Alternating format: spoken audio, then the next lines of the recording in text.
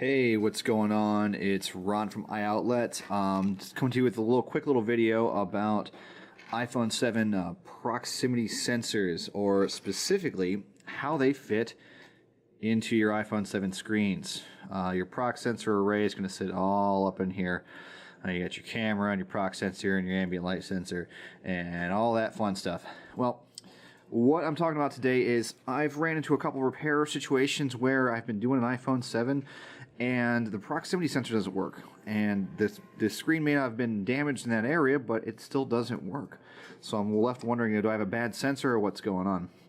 So upon investigating a little bit closer, I found out that my bracket here, this little plastic piece that actually holds the actual proximity sensor part in the screen, the iPhone 7 in particular seems to be a lot pickier than some of the other iPhones I've dealt with in the past.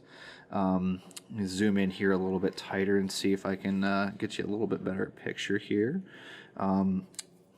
Maybe, no, let's back it up just a smidge. There we go. So it's a little bit more picky. It's a little bit about placement. It needs to be pretty spot on.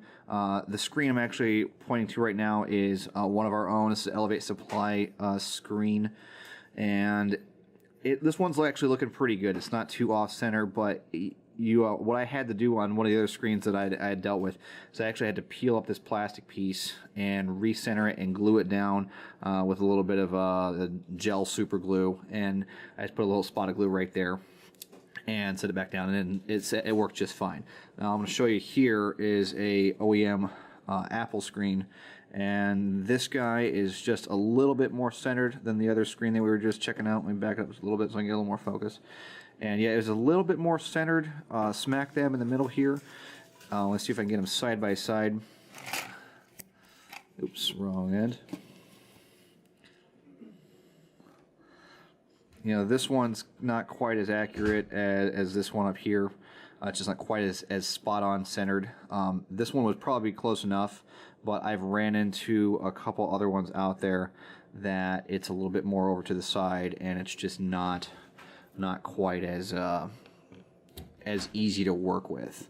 And it gives me the whole proximity sensor issue where it's not dead center on. So just want to give you a heads up on that. That's what's been going on. If you have any questions, definitely get at us at ioutlet.net, elevatesupply.net.